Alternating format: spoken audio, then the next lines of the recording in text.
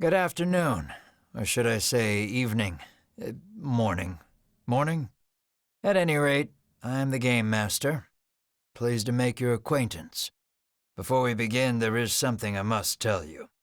You see, my job is to draw you into this world with my voice and cards, which is why I believe it best for you to play with the sound on. In fact, I insist on it. However, as you can see, my voice is subtitled, so you can always read along as well. Now then, are you ready? Let's begin.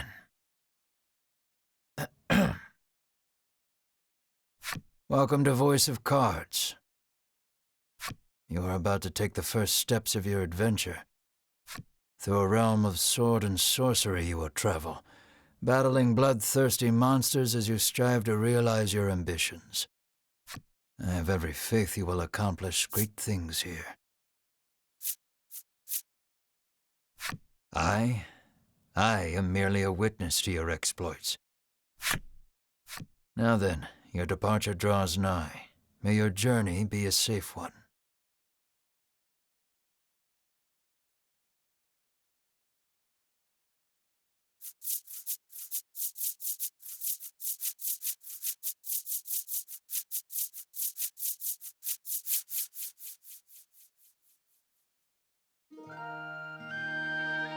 This is Castle Advent. Queen Nilla reigns over the kingdom from within its walls.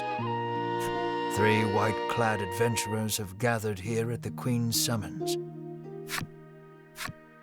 Present yourselves, O faithful of the Ivory Order.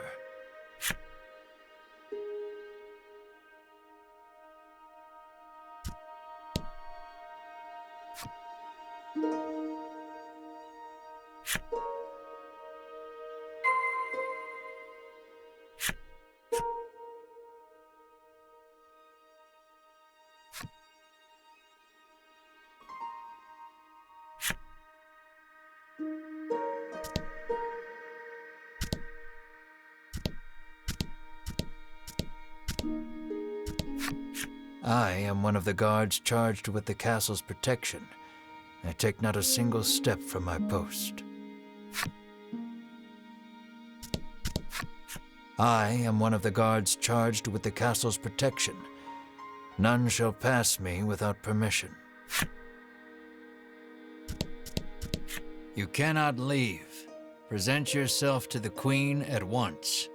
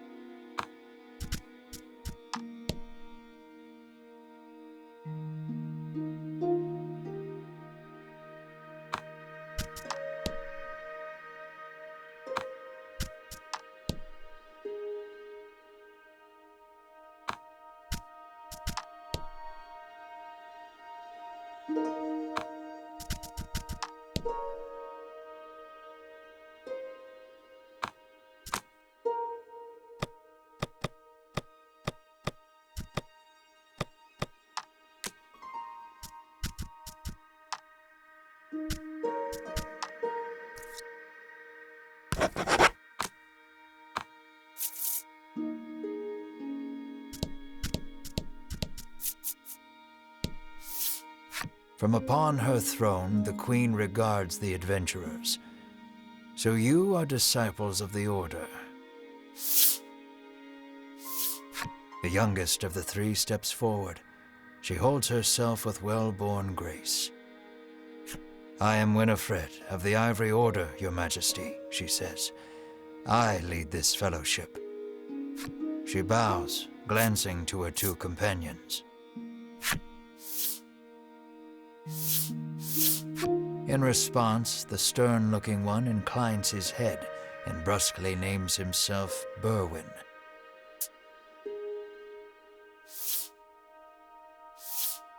The older man is the picture of courtesy as he genuflects and introduces himself as Hedwyn.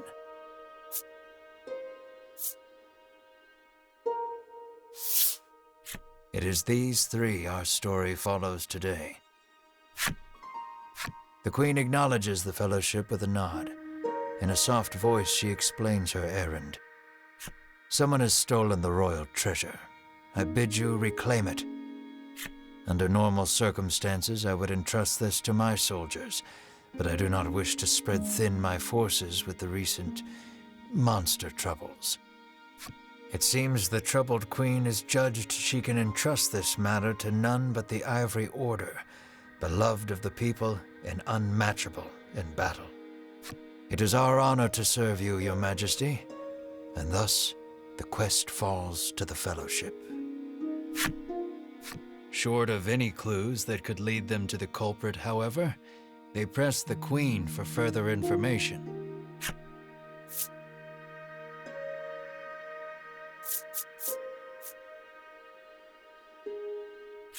The Fellowship asks the Queen if she knows anything about the thief.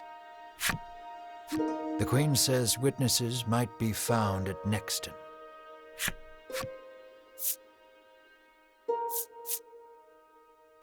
The Fellowship asks the Queen what the royal treasure is. The Queen describes a bottle containing a certain liquid. Without it, she trails off, but the desperation in her voice suggests its loss could spell disaster for the kingdom.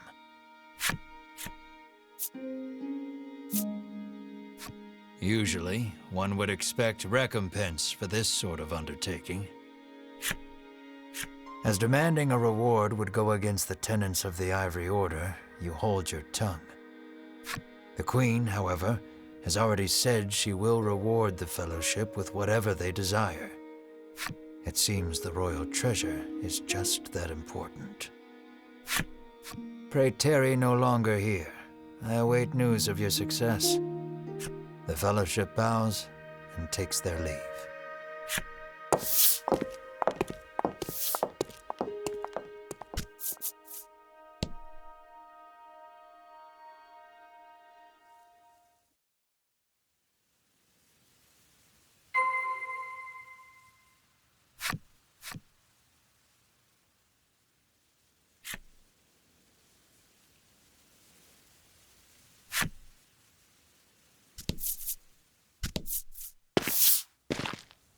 We can waste no time finding the treasure. Winifred strides toward town. Wait, cries Berwin, blocking Winifred's path. A monster. You dare stand in our way? Hedwyn scowls at the foul creature. It lunges at the Fellowship.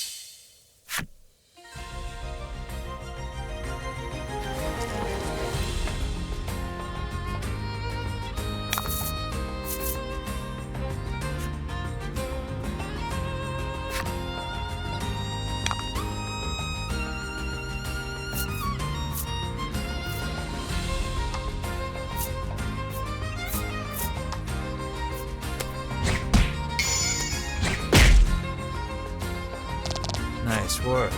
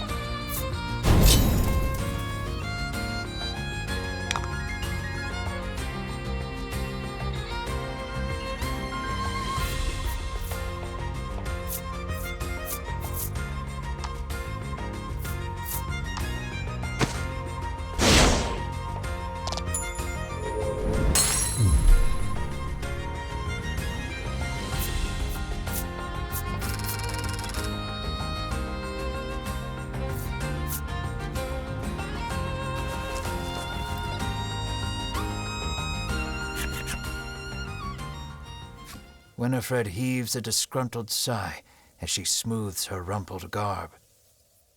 Showing no signs of weariness from battle, Berwin silently wipes the monster's ichor from his weapon. Hedwyn inspects the remains of their foe. The Queen spoke true, he mutters, his face masked in contemplation. Winifred gives a grim nod at his words. Mayhap the treasure's theft and the monster's behavior are connected somehow. First things first, the Fellowship needs to gather more information. To Nixton they set their sights.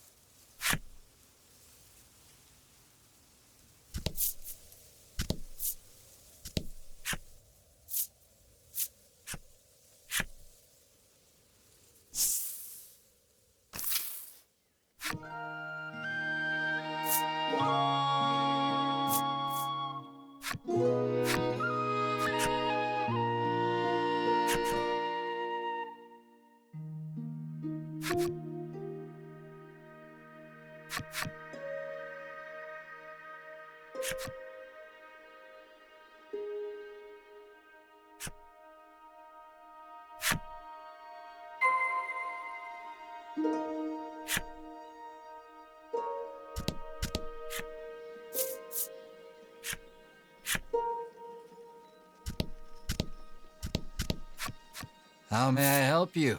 The proprietor inquires.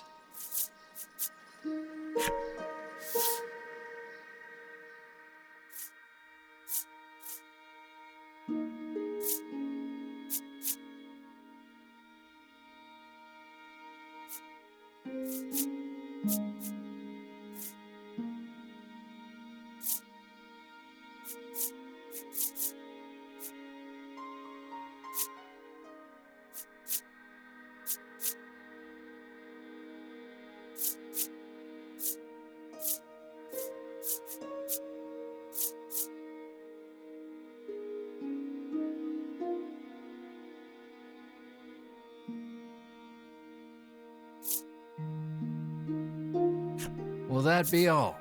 The proprietor asks.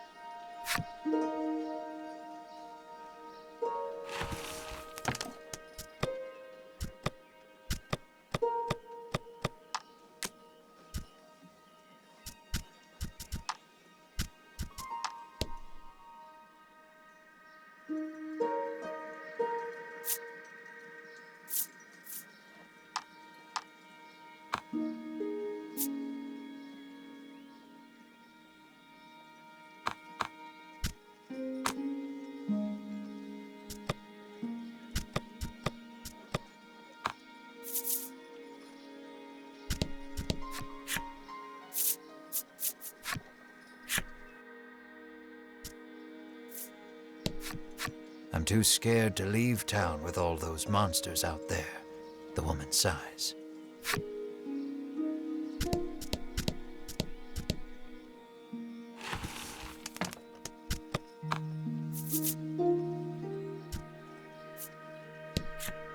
Welcome to Nixton, hails a man.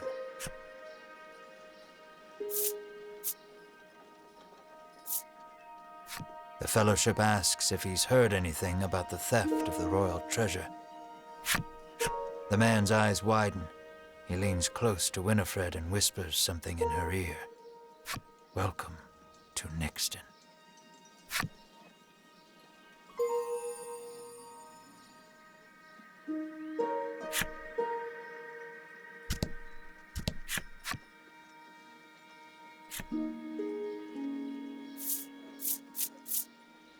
The man doesn't respond to any question except to parrot back his original greeting.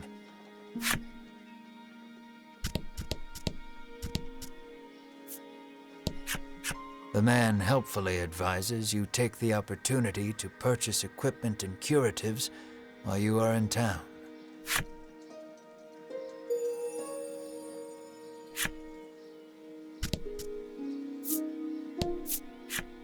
A woman sits hunched over by the side of the road. Upon catching sight of the Fellowship, she calls out for their aid. She's sprained her ankle and needs you to take her to the nearby apothecary.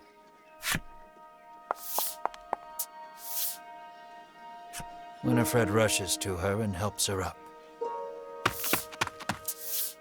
Berwin lifts the woman onto his back, and the Fellowship sets out in search of an apothecary.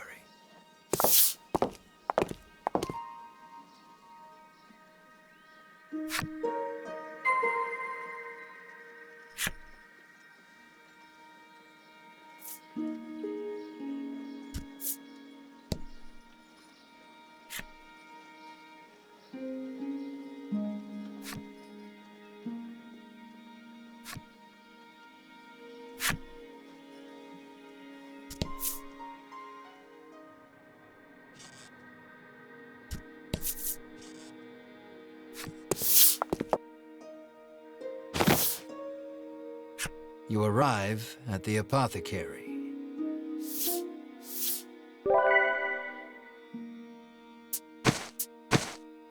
After taking a curative, the woman begins hopping up and down. Nothing holds a candle to Ivory Order medicine, she beams. She turns to the Fellowship, her eyes widening in surprise. You three. It seems she's only now realized the Fellowship are disciples of the Ivory Order. The woman takes each of their hands in turn, thanking them for their service. The Ivory Order is famous for providing medical supplies throughout the realm, and indeed the wider world. Every smile the Order brings to someone's face makes Winifred proud to be a disciple.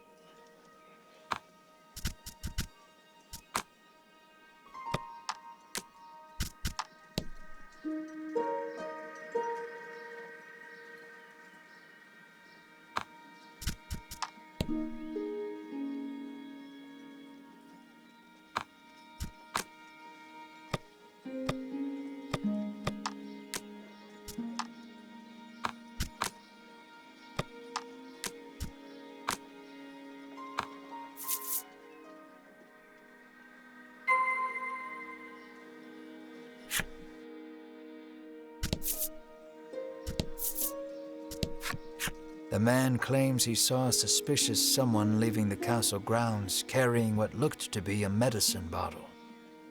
He didn't get a good look at their face, but says they were nothing but skin and bone. The Fellowship thanks the man for the useful information.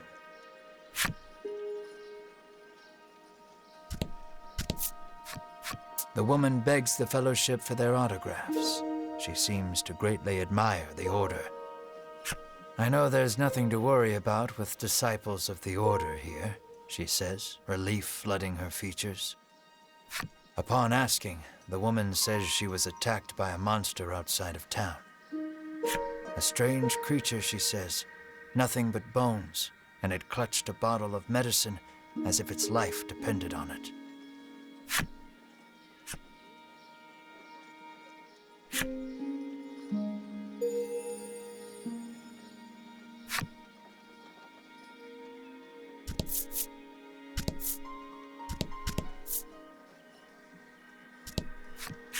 You make your way to the inn, where you're greeted with a hearty hello by the owner. You're from the Ivory Order, aren't you?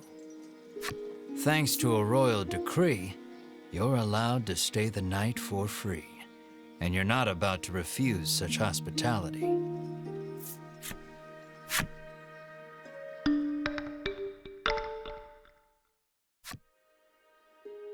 The party leaves the inn feeling rested.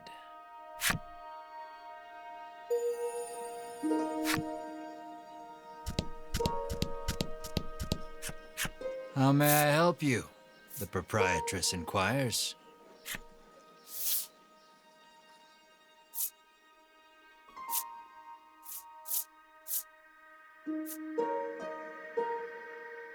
Will that be all? The proprietress asks.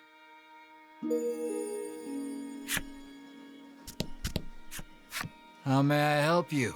The apothecary catches sight of the fellowship. Ah, the Ivory Order, to which I owe the prosperity of my humble shop, she says. She gestures to the drawers filled with her wares. Pray, choose one of my concoctions and take it at no cost. It shall be a token of my thanks to the Order. The fellowship insists they will pay as any other customer would, and sets about browsing her wares.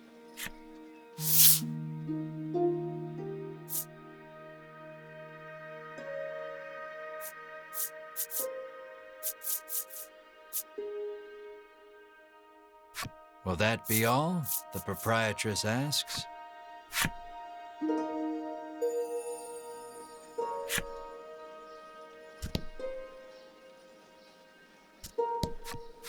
Apparently, there's a monster lurking around the outskirts of town stealing medicine, and only medicine. Rumors claim the monster fled to the west. Thanks to the information gleaned from the townsfolk, the Fellowship is all but certain of who has stolen the royal treasure. The first clue was the Queen's description of the treasure, a small bottle containing a certain liquid. Then there's the bony figure seen fleeing town, the skeletal monster clutching the bottle of medicine, and the monster that fled west. From all that information, the Fellowship distills the thief's true identity.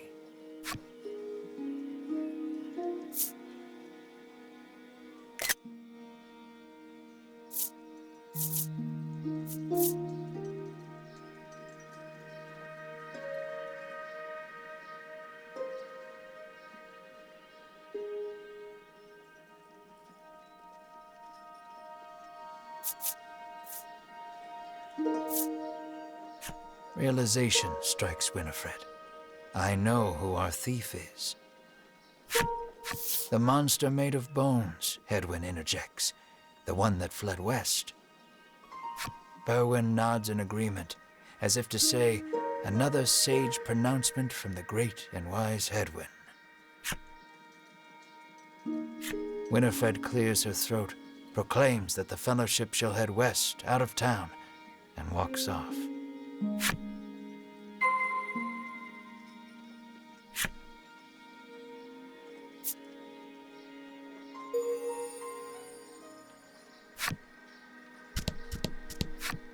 An innocent-looking young boy accosts the Fellowship. Want to play a game with me? He asks expectantly. In this parlor, you can play cards. The child rambles on, wheedling you. I'll give you this if you play with me.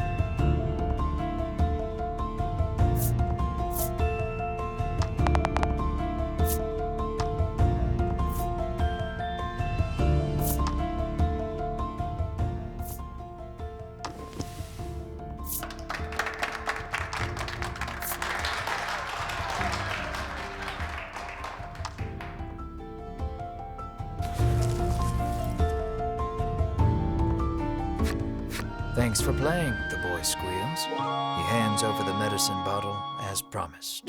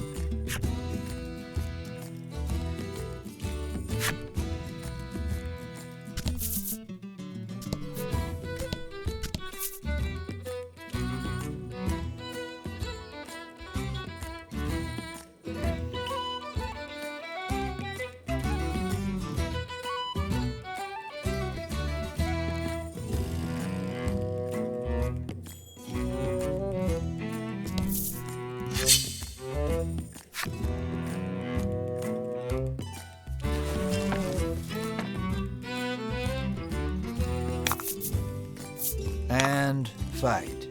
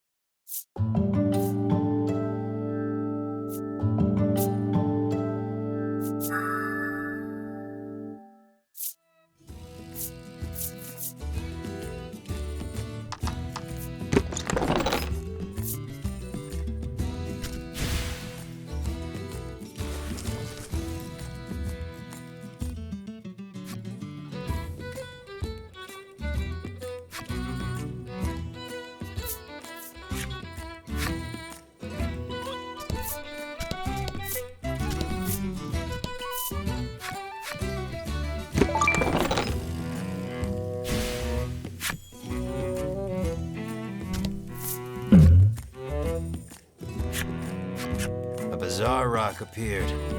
It seems primed to explode.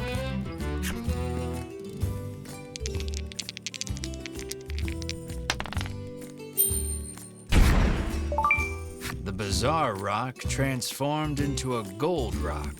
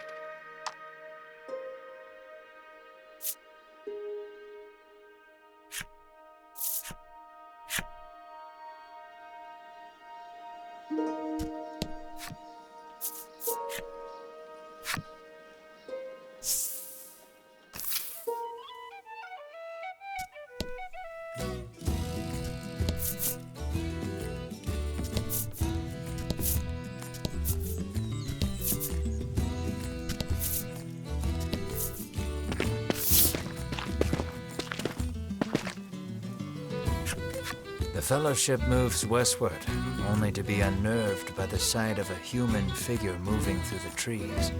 The presence of large packs suggests a traveler.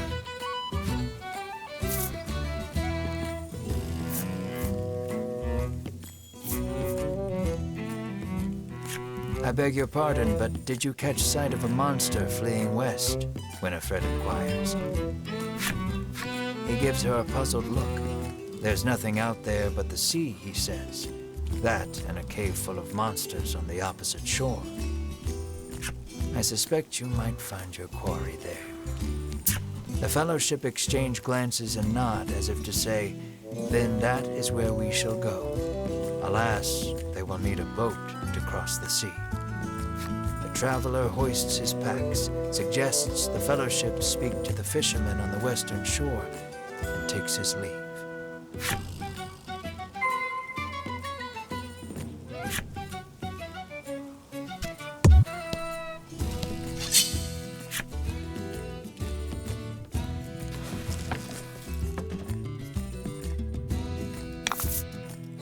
About the enemy.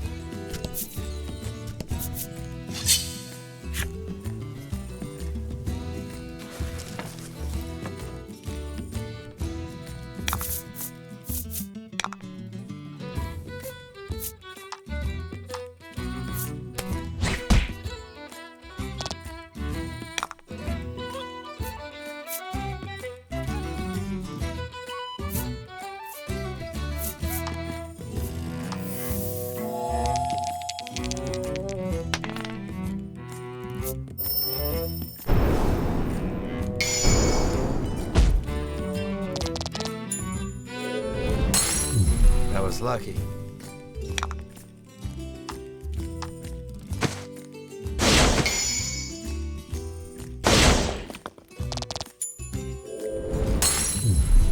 Congrats.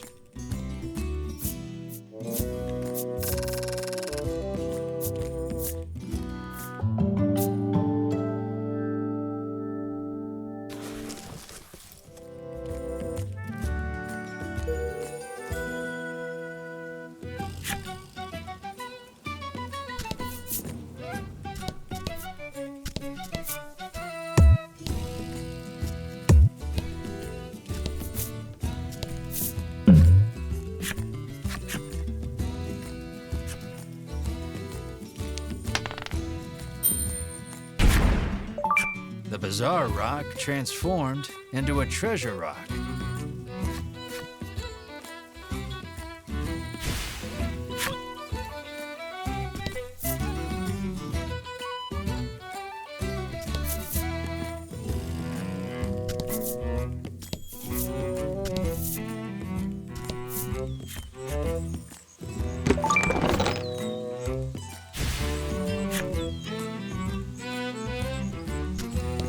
Let's not go there just yet.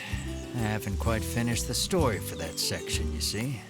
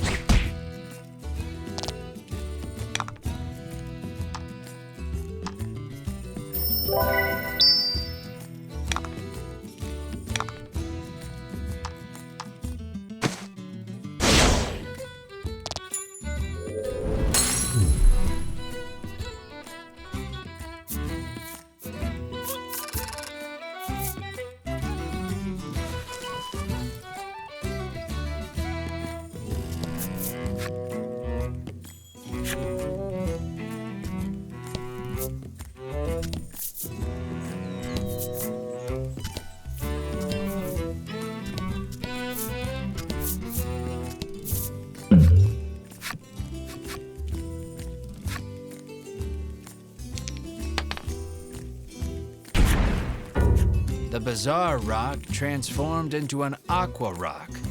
The only way out of this fight is through it.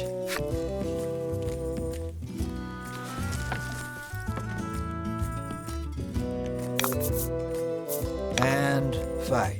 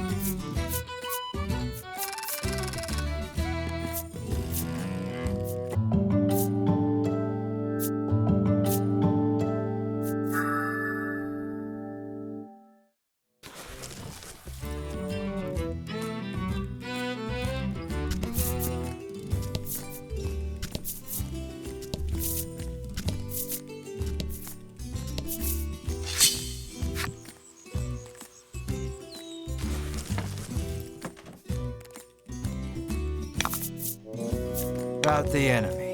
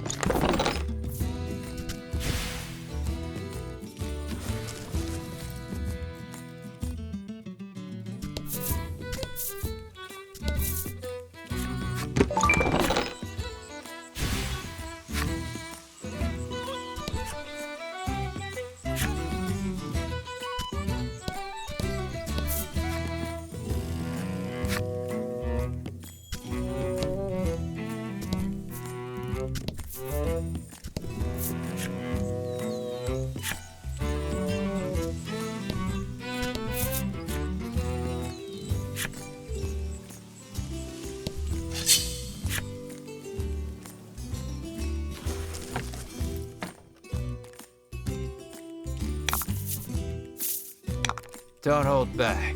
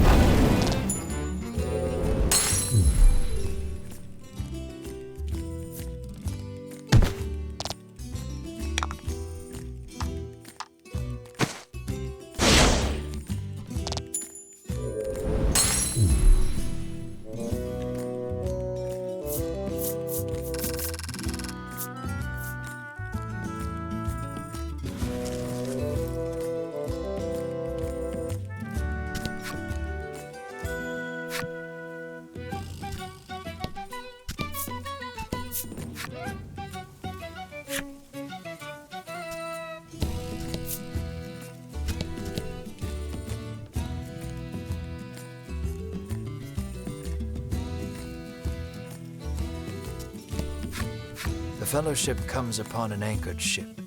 Close by, a fisherman of exquisite physique hauls a net out of the water, his muscles rippling.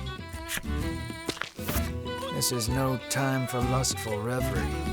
Winifred races to his side and asks that he give the Fellowship safe passage aboard the ship. That vessel is cursed, the fisherman mutters, trembling.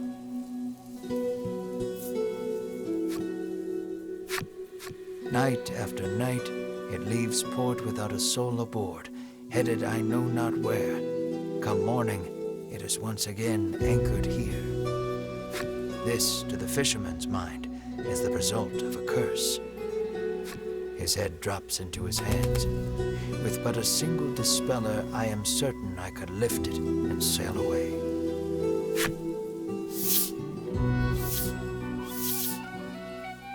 Winifred hands the despairing fisherman a dispeller and asks again for safe passage to the cave beyond the sea.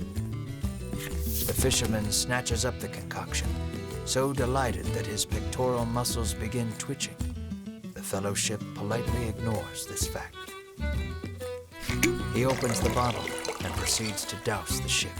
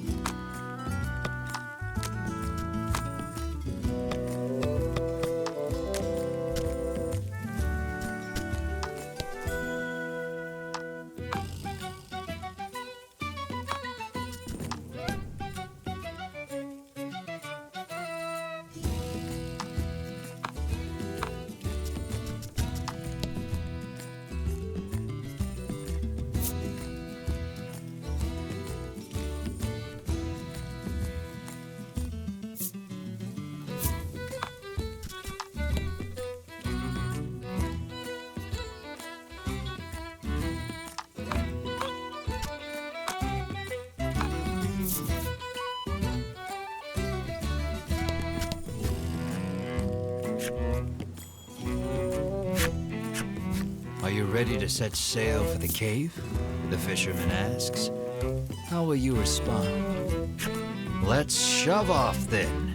He beckons you aboard.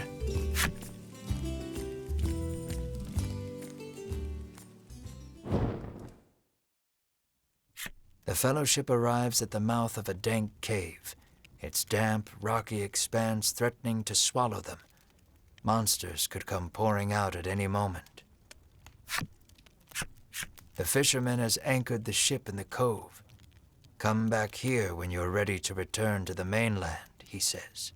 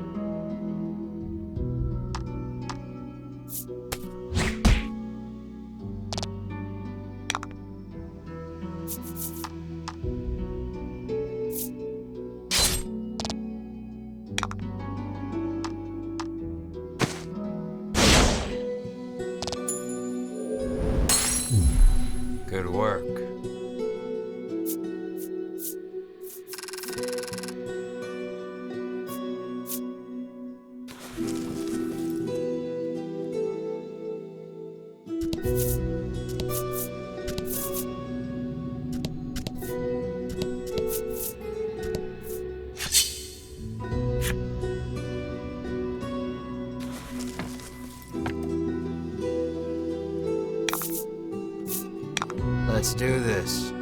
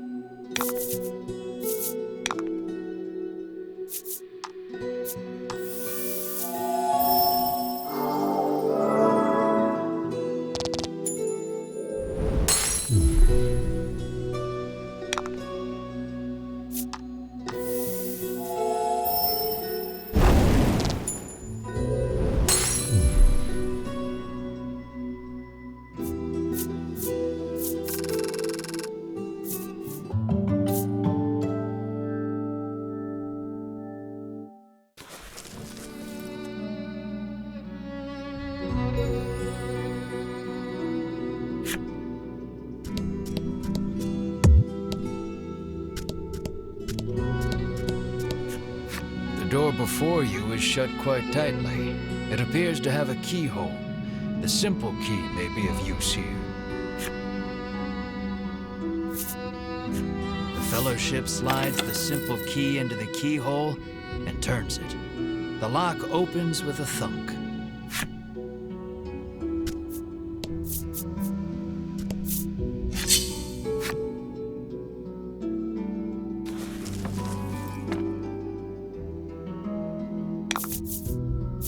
About the enemy.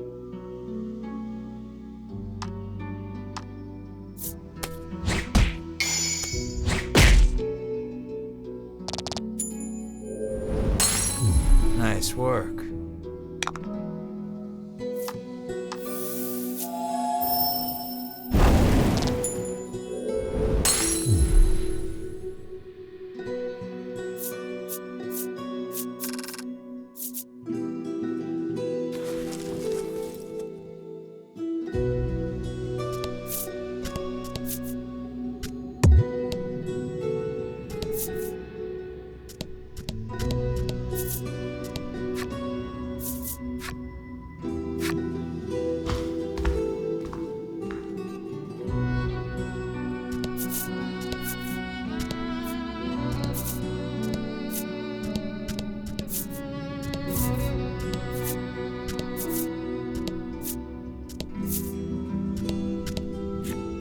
An iron door towers before you. It has rather conspicuous handles.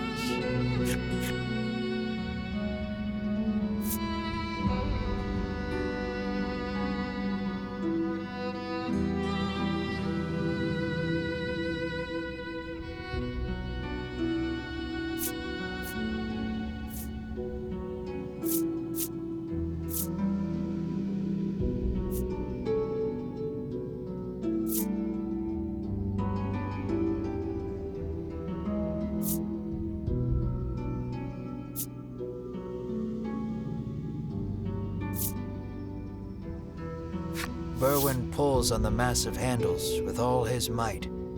It moves not an inch. Berwin gives the door a roundhouse kick out of pure frustration. As his foot connects, the door trundles to the side. So it was one of those sliding contraptions.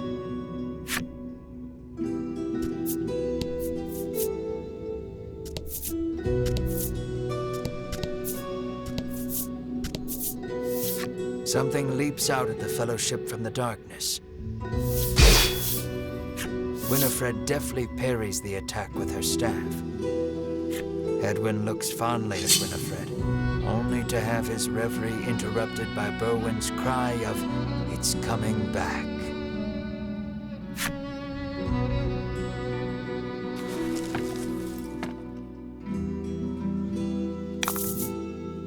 Don't hold back.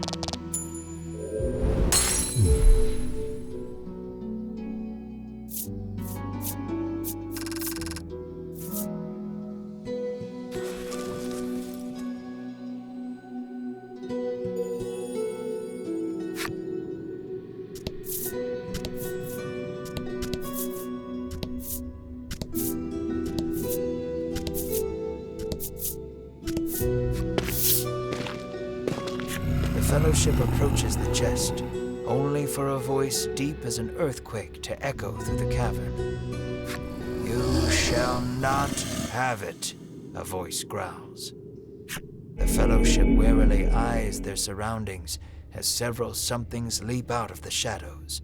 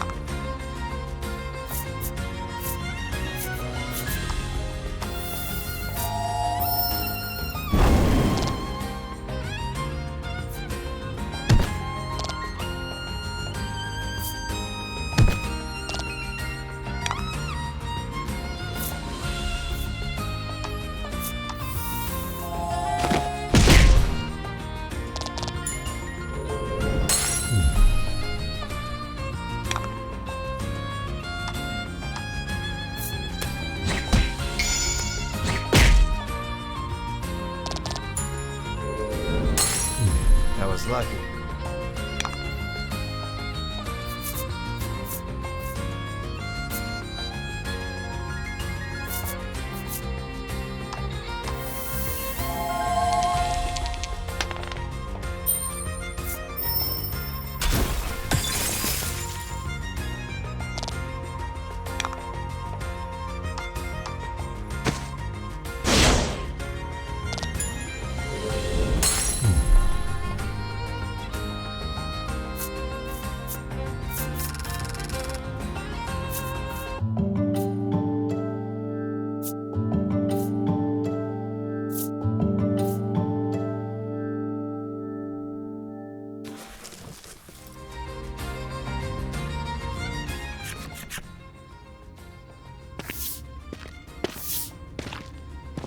Winifred neatly steps through the fiend's remains and opens the chest.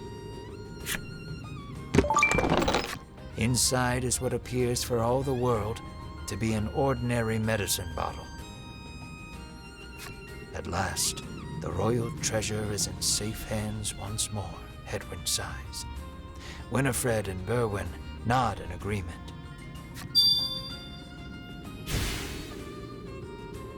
Treasure in hand, the Fellowship exit the cave, exultant.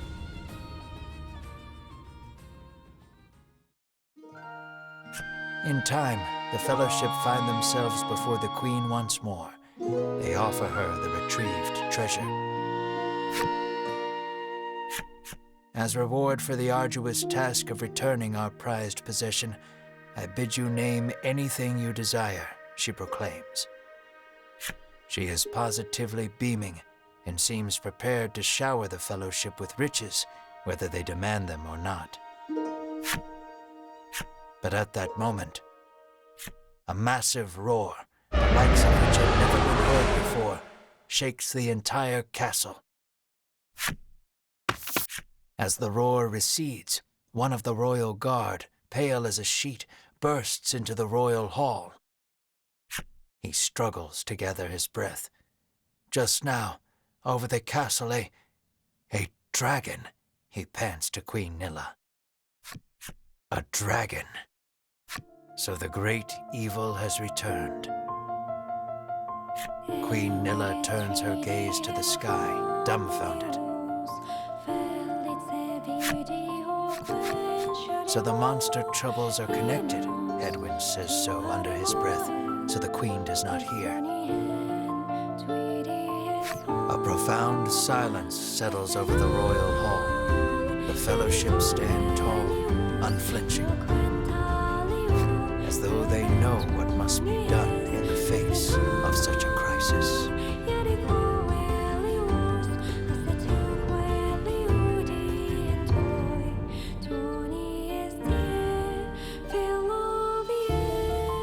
What will become of the land now that the dragon has returned?